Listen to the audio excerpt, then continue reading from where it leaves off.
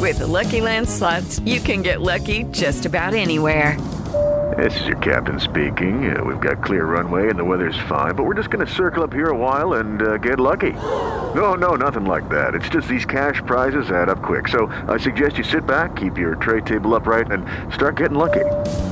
Play for free at LuckyLandSlots.com. Are you feeling lucky? No purchase necessary. Void where prohibited by law. 18 plus terms and conditions apply. See website for details.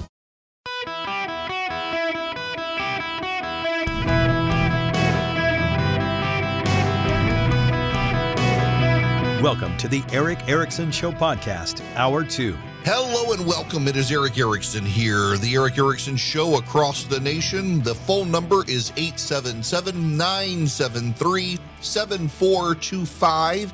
If you wish to be on the program, follow me on social media, EW Erickson, Twitter, Instagram, Facebook, YouTube, EW Erickson. Or as they say around these parts, Erickson. And I don't consider it a microaggression.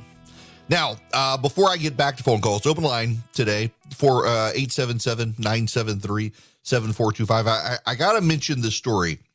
Joe Biden has named an ambassador for plants and animals. The actual title will be U.S. Special Envoy for Biodiversity and Water Resources. According to the Washington Post, Joe Biden will make Monica Medina the top diplomat for plants and animals. And according to the Washington Post, it underscores the Biden administration's desire to fight climate change.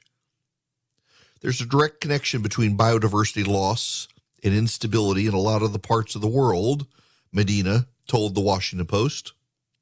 It's not just about nature for nature's sake. I think it's also about people.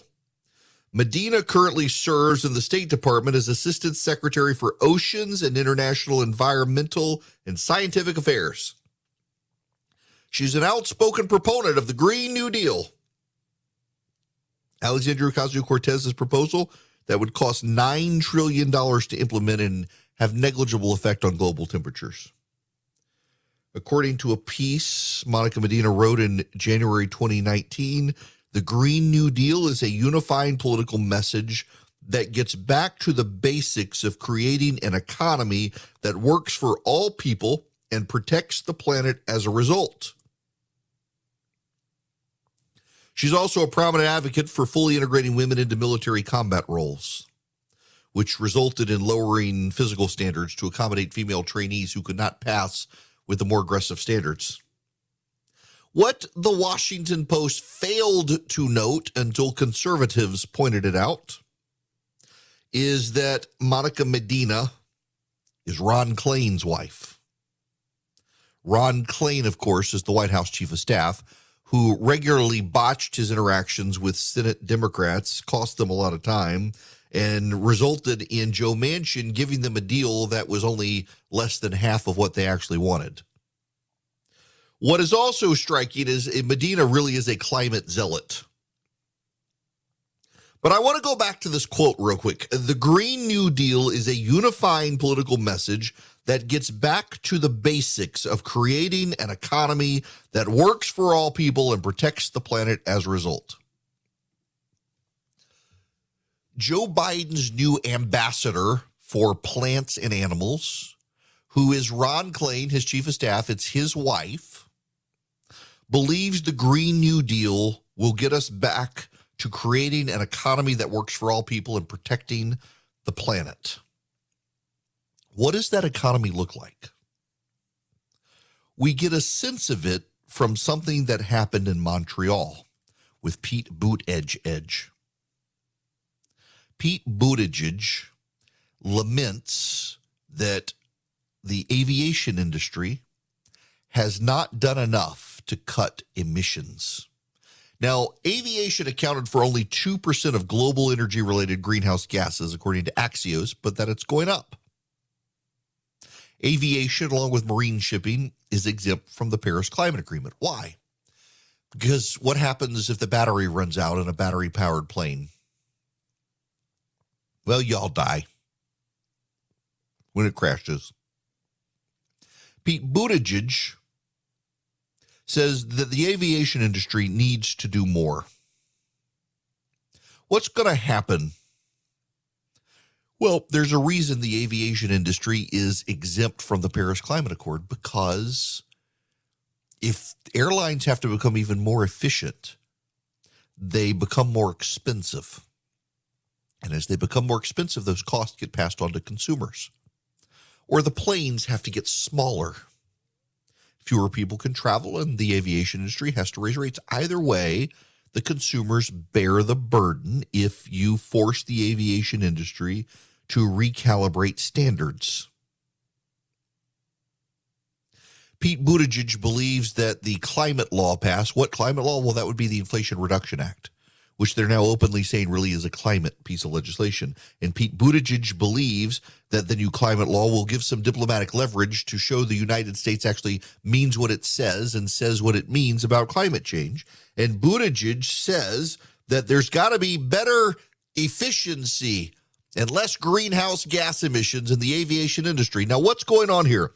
Between Monica Medina, who is Ron Klain's wife, and Pete Buttigieg and other environmentalists, they really can't say what they mean. You should not be traveling as much. You poors need to stay home and let the rich elite handle things. When Greta Thunberg traveled the Atlantic to the United Nations, she showed up in a wind-powered catamaran because she wouldn't get on an airplane. It took her a couple of weeks to cross the Atlantic. When I get on a plane and fly to London, it takes about 8 hours.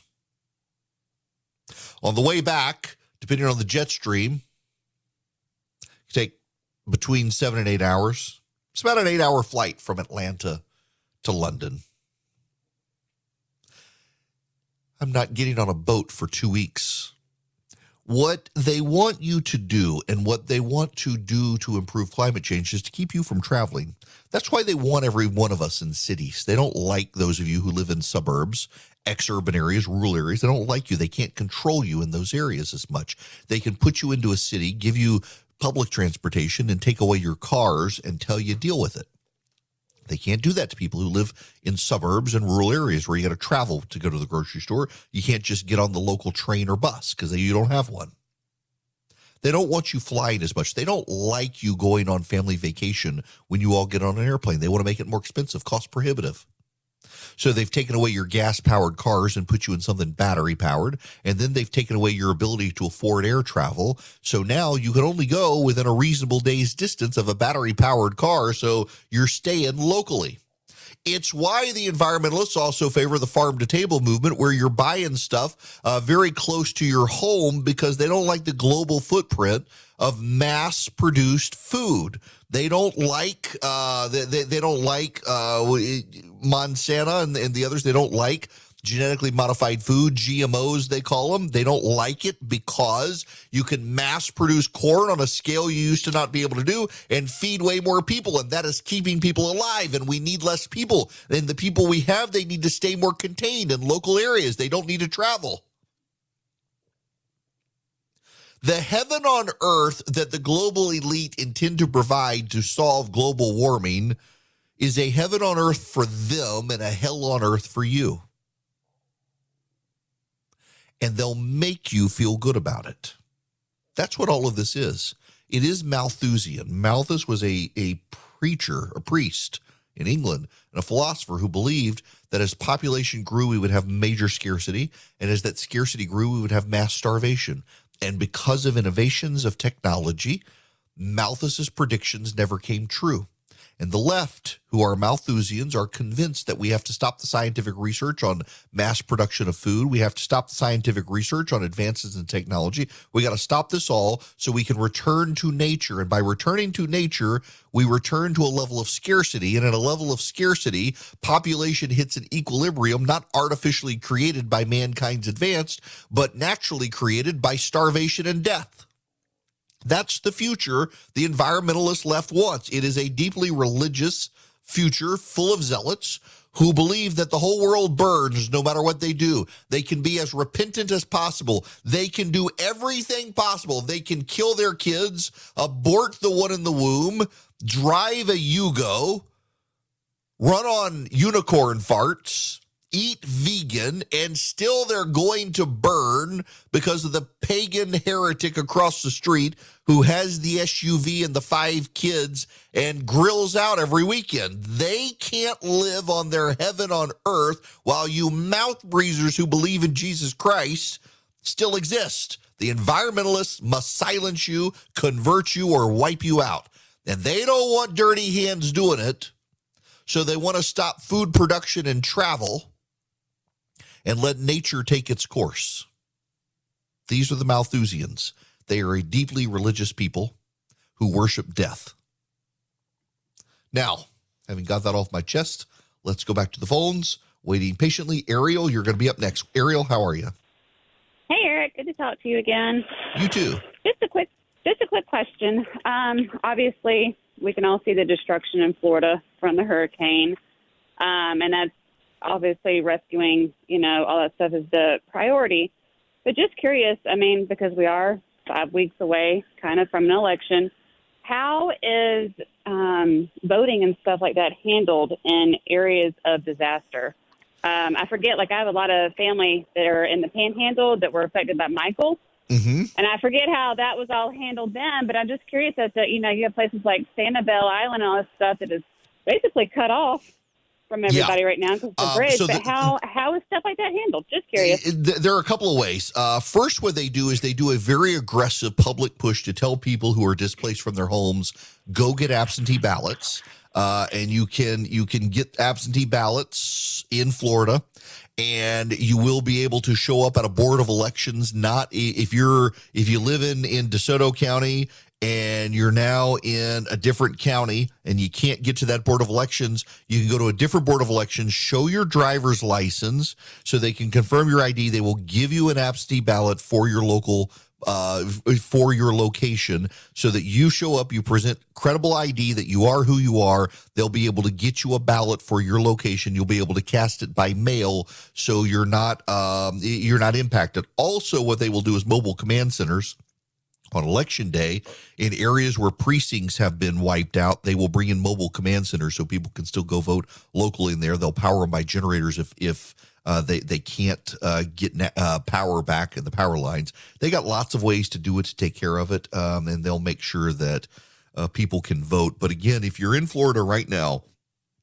and your home is wiped out and you can't go back to your county, you can get an absentee ballot still. You'll need to show your driver's license so that they can confirm your identity so there's no voter fraud, but you will be able to get an absentee ballot for your local area. Last call before break. Dave, you're going to be up next. Welcome. Dave? It sounds like we lost him. All right. Maybe Dave will call back. All right. The phone number, 877-973-7425. If you want to be on the program, we still got more to go, including, interestingly enough, the FBI. I talked about them yesterday. When we come back, there is evidence they may be rooting out conservatives and firing them at the FBI after the whistleblower spoke up. There's a story in Fox News we got to get to. Everybody asked me about Boll and Branch sheets. I actually put up a picture the other day. We got some in our house because we order from them. We actually are customers. They're like, oh my gosh, are they really that good? Yes, they get softer every single time you wash them. I mean, they use 100% organic cotton threads. They're super soft. You get such a good sleep. They have just a great weight to them. Like I had a pair of sheets we actually threw away when we replaced them with Boll and Branch, where they were just like too light and also not very soft. The Boll and Branch, they're perfect. The drape across your body when you sleep, absolutely perfect. Boll and Branch uses the highest quality threads on earth for superior softness, for a better night's sleep. They've got over 10,000 stellar reviews. Their signature sheets come in 9 neutral colors in all sizes from twin to California King. King, you will feel the difference. And they're 100% free from toxins, no pesticides, no formaldehyde, no harsh chemicals. Get 15% off your first set of sheets when you use promo code ERICK, ERICK, at bollandbranch.com. That's Boll and Branch, BOLLAND branch.com. The promo code is ERICK, ERICK. Welcome back. The phone number, 877-973-7425. This is from Brooke Siegman at Fox News. The FBI is allegedly engaging in a purge of employees with conservative viewpoints and retaliating against whistleblowers who have made protected disclosures to Congress by revoking security clearances. The top Republican on the House Judiciary Committee, Jim Jordan, told Fox News Digital. Jordan, a Republican of Ohio, said that more than a dozen FBI whistleblowers have come to him and Republicans on the House Judiciary Committee with allegations of misconduct. Jordan and Republicans have been investigating serious allegations of abuse and misconduct within the senior leadership of the DOJ and the FBI. Jordan, in a letter exclusively obtained by Fox News and written to FBI Executive Assistant Director of Human Resources, Jennifer Moore, the congressman says he's received information of retaliation against FBI employees who have confidentially reported alleged misconduct to Congress. This is going to actually be a nonpartisan, non-political point that some of you aren't going to be able to process because of your partisan lens. Don't like Matt Gaetz. I don't think he's particularly bright. I think he's very much a bully. And he's not my cup of tea. But he's been dragged through the mud by the FBI and the Department of Justice, accused of human trafficking of minors. And it turns out the prosecutors knew they didn't have the goods and had to drop the case, and they let it drag on for 2 years before they did, with leaks coming from the DOJ and the FBI. I don't like the guy. I prefer him not be in Congress. What happened to him is appalling, and if it can happen to him, it can happen to anyone. We should be able to speak up and defend someone we don't care for when the circumstances are like this. And we should note that there have to be problems at the FBI and the Department of Justice. And the investigation began under the Trump White House. This isn't something that happened under the Biden administration. This happened in the Trump administration at the career civil servant level within the DOJ and the FBI. There's clearly something broken there that this investigation could start under those, could be dragged out for multiple years, and ultimately the prosecutor could conclude there's no there. That's a sign of something very wrong. It's a sign of needing reform. My friend Charles Cook at National Review yesterday, I pointed out to you, has taken this very strident position that we must abolish the FBI. We must get rid of it altogether. I don't know that we can or that we should, given domestic terror, legit, like foreign domestic terrorism, foreign terrorists on domestic soil. We need some agency that can work against that. We do need an agency that can crack down on those within our government who would spy on us, like the transgendered soldier who wanted to sell secrets to Russia. It was the FBI that found that. We need to keep stuff like that up. But this other is absolutely appalling, and clearly the agency needs reform. Somebody's got to do something. And maybe Republicans and Democrats alike can get together after next year with Jim Jordan in charge of the House Judiciary Committee and say we need a church committee, bipartisan, joint session, Senate and House, investigating the FBI, because there's clearly something going on there. Hello there. Welcome. It is Eric Erickson here. The phone number is 877-973-7425. Should you wish to be on the program, it is Open Line Friday. We have some data out there that we must discuss. It does appear that momentum has shifted back to the GOP nationally. Out of the gate, I want to say this delicately, gingerly. I am concerned that momentum may be shifting in Georgia to Raphael Warnock because I think that the ad showing Herschel Walker's ex-wife talking about the abuse he inflicted on her is doing damage. It hasn't been responded to. There is a response for those of you who say, well, he did it. There's nothing he can say. Actually, there's a lot he can say because it's a zoomed-in footage from a Nightline interview. Herschel Walker was with her when she was talking about this stuff, and you don't see it on camera.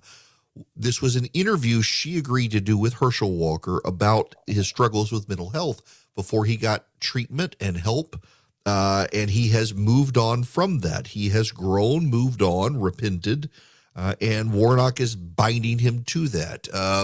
The left has spent a lot of time trying to destigmatize mental health in this country, and they're undermining their own efforts for political purposes here.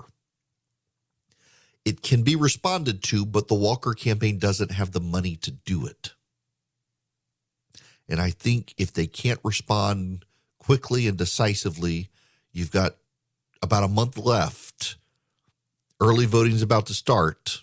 You've got to be able to change the narrative on this ad, and I'm concerned that they're not. All that being said, generally, Nate Cohen, writing in the New York Times, has this: our political winds blowing in Republicans' favor again. There are some signs of a drift toward issues where the party has an advantage.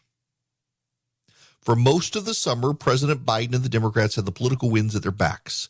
They saw their poll numbers rise as gas prices fell, as the Supreme Court refocused voters on abortion, and as the January 6 hearings and the investigation into Donald Trump's handling of classified documents turned the media's attention toward an unpopular former president rather than the current one. And I would note that was by design. But with 6 weeks until this November's midterm elections, there are a few signs that the political winds may have begun to blow in a different direction, one that might help Republicans over the final stretch. The political spotlight might be drifting back toward issues Republicans have an advantage on, like the economy and immigration. It can be difficult to discern these kinds of subtle shifts in the national mood, but Google search trends offer a decent rough measure. For the first time since the Dobbs ruling overturning Roe v. Wade, Google searches for the economy and immigration have overtaken searches for abortion. It's still too early to say whether the subtle shift in the electorate's attention will work to the advantage of Republicans.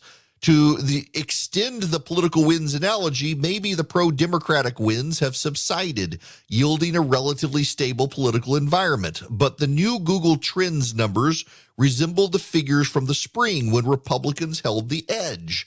The new economic news is a different category. A bad inflation report sparked another round of interest rate increases and fears of recession. The stock market is down significantly over the last month.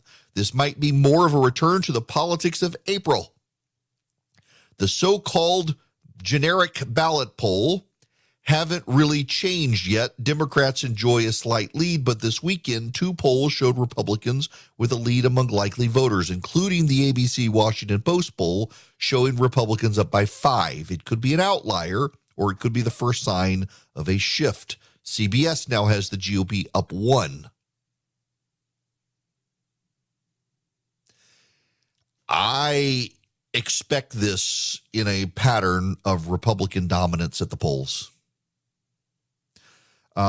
Republicans now, let's see, the Susquehanna poll of likely voters is out, GOP up 1. The Economist YouGov poll has now shifted to GOP up 1. The Economist YouGov poll had been pretty negative to the GOP. Trafalgar Group, which is Republican leaning, has Republicans up 5. Rasmussen has them up 1. So 1, 2, 3, 4, 5, 6, 7, 8. 1, 2, 3, 4, 5, 6, 7, 8, 9 polls out now in the Real Clear Politics average. ABC is GOP up 5. Emerson is a tie. CBS is Republicans up 1. Politico is Democrats up 4. Grinnell, no, that's Grinnell Selzer. Politico is Democrats up 2. Susquehanna is GOP up 1. Economist GOP up 1. Trafalgar GOP up 5. Rasmussen GOP up 1. That puts the GOP up about a point in the polling average. And keep in mind, the polling average for the generic ballot is a lagging indicator. Joe Biden's popularity is going down again. That tends to be the forward indicator. That tends to shift before the party gets the blame. The individual gets blamed before the party gets blamed, in other words. Now, the Wall Street Journal has a story from Aaron Zitner and Stephanie Stamm. The big shift of Latino voters towards the Republican Party in 2020, combined with smaller shifts among Asian American and Black voters, suggests these traditionally Democratic groups could be more open to Republican candidates in midterm elections across the country. What do these groups have in common? They are the least likely to answer pollsters' questions. National figures show the U.S. Latino, Asian American, and Black voters backed President Biden in 2020, though by smaller margins than previously. At the same time, more of these voters turned out than in 2016, producing a net gain in votes in places for Democrats. Midterm elections typically have lower turnout than presidential contests, though because of the Dobbs decision, some voter registration is up in some states. To find where the inroads for the Republican Party might prove most influential, the Wall Street Journal looked at census tracts, in essence, neighborhoods, in which 70% of the residents are non-white. We then compared how those neighborhoods voted in 2020 to the outcome in 2016. The shift was most significant in Latino neighborhoods, those in which Latino residents accounted for 70% or more of the population. Now, this is important. Let's break this down. The U.S. government maintains census tracts. The census tract is a subdivision of a county, and it tends to contain about 4,000 people. The smallest census tract has 1,200 people. The largest census tract has 8,000 people. The census tract is not different from a zip code, and the census tracts tend to be used to do redistricting. Census tracts are lumped into districts. As populations grow, a census tract is split into multiple divisions over time to keep them being about 4,000 people on average.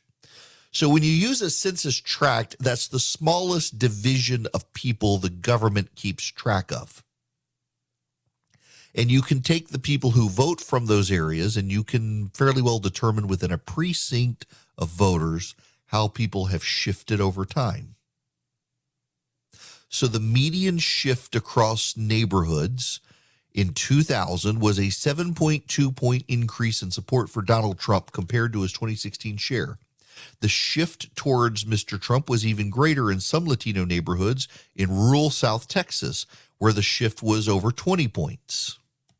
Many Latino voters shifted toward Mr. Trump in cities as well as rural areas. In Wisconsin, for example, where Hispanic residents now outnumber Black residents, support for Mr. Trump grew 8 or 9 points in some heavily Latino neighborhoods.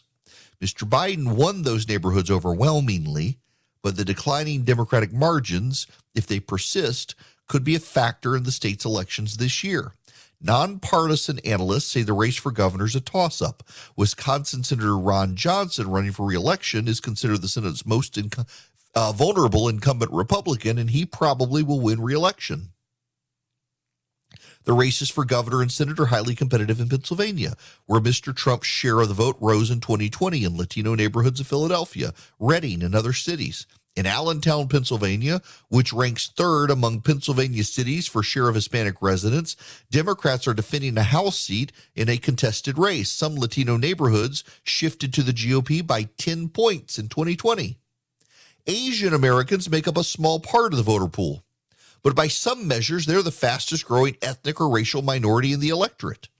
Mr. Trump's support grew in many of the most concentrated Asian American communities, where they make up 70% of the population, and he shifted by more than 5 points. In parts of California with a Vietnamese community, Donald Trump's shift was even greater. In those areas, the shift was 20 points towards the GOP. Now, in fairness, we don't know, is this a Trump phenomenon or a Republican phenomenon? What we believe based on the data is that it is a GOP phenomenon because we're seeing it in Georgia. Younger black men, Asian American, and Hispanic voters have shifted pretty decisively to Brian Kemp. It's another reason the Democrats are nervous about Herschel Walker, because if it's a Republican shift, these people are shifting and they'll vote for Herschel Walker, despite all the baggage. That's why he can still pull it off. That's why Democrats are nervous about Georgia. The demography is shifting as the polling shifts back to the GOP because of a variety of issues. The media is in the tank for the Democrats at this point. They're open partisans. And still, even so, they can't stop this shift from happening back to the GOP because of the fundamental dynamics of the races. Bloomberg has a story out claiming that because of the influx of high-tech and finance jobs, North Carolina is becoming a swing state, essentially admitting that high-tech companies bring in their out-of-state workers who are a bunch of progressives, and those people turn a state blue. The state has seen a boom in finance and high-tech jobs in recent years as companies like Apple and Toyota have moved in, changing the demographics and moving North Carolina from reliably Republican to a critical swing state. Ted Budd, the Republican congressman, good dude, friend of mine, friend of the show, he's expected to win. But Bloomberg would have you believe abortion is a big issue in North Carolina now because of the tech industry jobs coming in. While all of this is gone, there's another story out there. Republican billionaires are funding Mitch McConnell's group. They're not funding Donald Trump's group. You know, I told you Donald Trump hadn't spent any money. $99 million in the bank, hadn't spent any money on candidates. The day after I told you that, it was announced he was going to spend money on these candidates. He was going to spend money on Herschel Walker. He was going to spend money on Blake Masters. He was going to spend money on J.D. Vance. He still hasn't. He still hasn't. Billionaires like Paul Singer, Dan Loeb, Larry Ellison, they're giving their money to Mitch McConnell's super PAC, the Senate Leadership Fund. They're letting McConnell spend the money so that McConnell can get people across the finish line. For all of you out there who want McConnell to go away, for all of you out there who don't like McConnell being the Senate leader of the Republicans, for all of you out there who want him to take a back seat, you had your chance with Donald Trump. Donald Trump wanted to marginalize Mitch McConnell, and Donald Trump failed to move the needle. Donald Trump failed to do what he needed to do, and now Mitch McConnell has all these millionaires and billionaires giving him the money they will not give to Donald Trump because they no longer trust Donald Trump to actually spend the money. Donald Trump has made Mitch McConnell stronger as a result. And for all of you who spend a lot of time and energy complaining about McConnell, you need to remember he's as powerful as he is today because Donald Trump made him that way by refusing to spend his own money to improve the fortunes of Donald Trump's candidates. That's a painful reality for a lot of people, myself included, who would actually like to see new Senate blood in the leadership position. It's not going to happen. It is not going to happen. McConnell will continue to be Senate leader because Donald Trump has done what he's done, and Mitch McConnell is going to save these Republican senators who Donald Trump endorsed. Unfortunately, he may not be able to save the economy. The Dow went up earlier today. It's now down over 200 points. If you're worried about the stock market right now, first of all, you shouldn't worry. It's a sin. But if you are looking at your IRA, your 401k, your retirement, and you're wondering, what on earth can I do? Physical gold and silver might be a way to protect your money and grow your money. If you reach out to Goldco at 855-904-5933, you'll get a free wealth protection kit to learn how to use gold and silver to protect and grow your money. Thousands of retirees are protecting their retirement savings. Many are getting $10,000 or more in free silver for doing it. Call Goldco at 855-904-5933. See if you qualify for their special offer. They've helped thousands of Americans, whether dealing with inflation or wild swings in the stock market. They want to be able to help you. They might be able to help you. Reach out to them, 855-904-5933, or if you text my name, Eric, E-R-I-C-K, text it to 33777. I'll send you Gold Coast number. You can call them and see if they're a good fit for you. I've had a request. I made a brown butter chocolate chip cookie the other day, and somebody asked if I would send out that recipe for the weekend. So I will. I will get that recipe written up here shortly, and I will send you out that recipe so you can. It's actually really, really good. You brown the butter, you melt it and brown it, and then you make it chocolate chip cookies with that. It's a tasty recipe. Okay, I'll get there. Right now, I want to go to Bruce. Bruce, you're going to be up next. Welcome to the show. Yes, Eric. I have an interesting story that every time I hear these global warming people talk about global warming, I just have to chuckle because I used to live in Oregon, and I traveled a lot by air at the time because of my business. And I had a man I sat next to on the airplane, and I kidded him about being the snowflake counter. He counted the snow on the western slopes of the Rockies, and then he would fly out to California, which is where we were headed, to negotiate with these people and tell them how much water they could have out of the Colorado River. And we talked about it and all the problems he had. Everybody always wanted and needed more water, and he kept having to tell them that people in Los Angeles still want to drink water and take showers. But one of the last things that he said to me on this conversation before we moved on was he said, take my word for it. In 40 years, there's going to be a serious water shortage on the West Coast.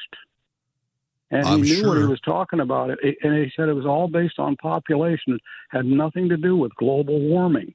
My brother lives in Colorado, and he and his son, one of his sons, sold their boats last year because they can't even launch them on Lake Mead anymore. It's down so much. Yeah. And that's what's happened. But every time I hear one of these global warming people with all these stories, there's another one that didn't come from this guy, but there was a governor of California that wanted people to put little reservoirs on their rural land, and it was all shot down by those tree huggers that wanted to say, oh, there's going to be some insect or rodent that gets wiped out. And now they realize they should have done that. Yeah, this is one of the things. So Jerry Brown's father, when he was governor of California, pushed for more reservoirs and essentially argued that given the instability of climate, back in the 50s and 60s, in this case, given the instability of California's climate and the growth of the population, they needed more reservoirs. And the environmentalist movement really started in California as an activist movement to kill the growth and spread of those reservoirs. People forget that. That's where the environmental movement found its voice, killing the water reservoir projects of California. The problem here is, to the point, you can say a lot of things are climate change, but when you look, you also need to understand that there's a level of development that has something to do with it. The amount of damage in Florida is not because of the amount of water, but because the amount of development impacted by the water. In California, in Nevada, there's a water shortage, not just because of a drought, but because of massive population growth in those areas that exceeds the supply.